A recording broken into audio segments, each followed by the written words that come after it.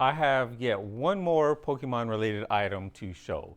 And this time you can see exactly what it is. It's a Poké Ball. But I promise this one is a little bit different than some of the other ones I have. Now, just in showing you the packaging, let's take a look all the way around. So of course they show the item on the front. It's going to be coming inside of this nice case. Lots of text on the back if you want to read what that text says, and you'll have to pause the screen. And then one other edge, they show you what it looks like in the case when the case is opened. But let's actually open the box and see how things look in here. Okay, so what do we have in the box? Looks like on the top they have some paperwork. I'll take a look at that in a second. Then we have styrofoam in here. So I guess this is holding it down. Okay, no, this is the entirety of the package. That's a nice touch. I appreciate that they have the impression of a Poké Ball there within the styrofoam. But let's open it up now.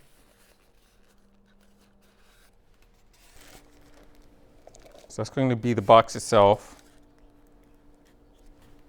And then we have the ball. So here's the box and the ball. Now the first thing that you'll notice is that on the ball, there is a little tab there that is instructing me to pull it out. Now as far as what that does, there's a battery within here. So that, when I pull that out, that will allow the battery to connect. So underneath the casing, there is yet another tab to pull out to get access to a battery. I've not read the instructions for either one of these, so I'm just winging it here. Let's go ahead and pull these tabs out and see what happens.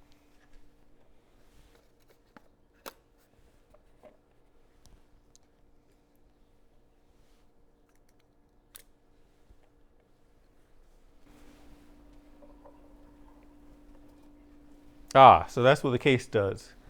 So the case does actually light up. So that's what the batteries in there are doing. So let me put the ball in place and let's see, does it have any reaction at all? There is no apparent reaction to the ball. So let me close it.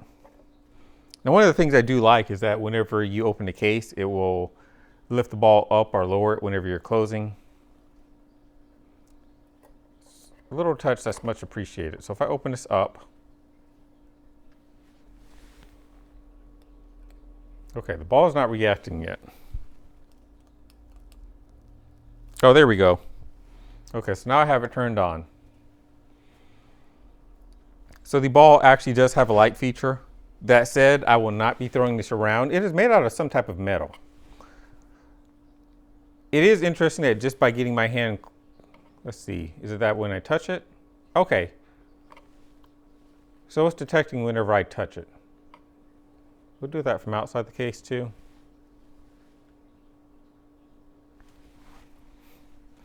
Yes, it does. So anytime I actually touch it, the light lights up on it. Let me turn down the lights within here so that you can actually see that effect happen. Reach out. Okay, it's not even responding to my touch. If I just get my hand close, it actually starts to respond to that too. Okay, so it brightens up when I actually lay hands on it, but it is detecting when I start to reach for it. So I'm wondering if that's using some type of capacitance sensing.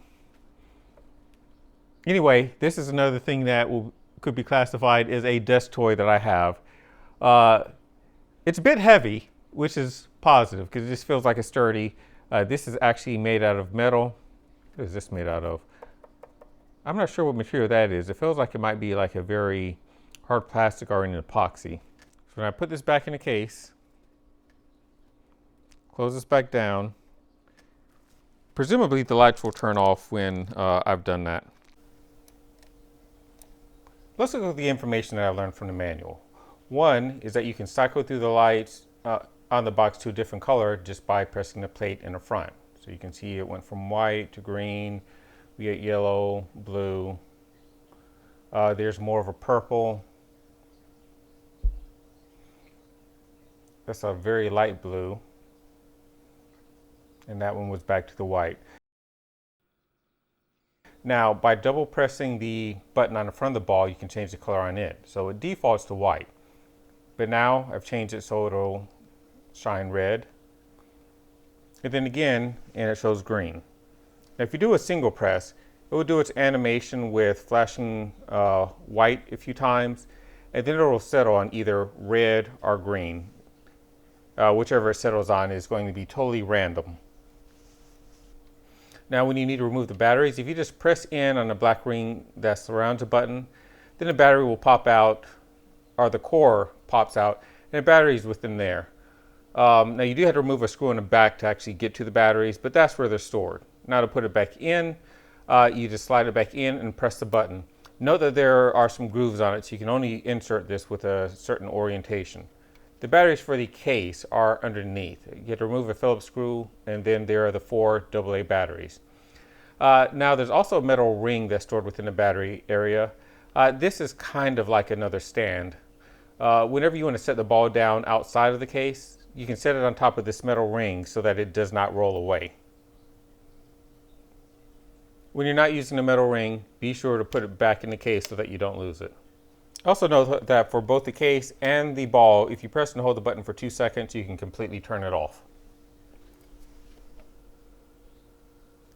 So that's all that this does. This is just yet another collectible or dust toy or whatever you'd like to refer to it as. I do have a couple of other videos that are related to Pokemon, but that's not something I really concentrate on. Here in this channel, I'm mostly talking about consumer electronics and some collectibles. But if you like this, be sure to go to this URL in order to check the channel out. In addition to this channel, I have another one that's dedicated to software development related things, and I have one other that is a gaming channel. But I hope you like this. Be sure to like and subscribe to this or one of the other channels if you're interested. Until next time.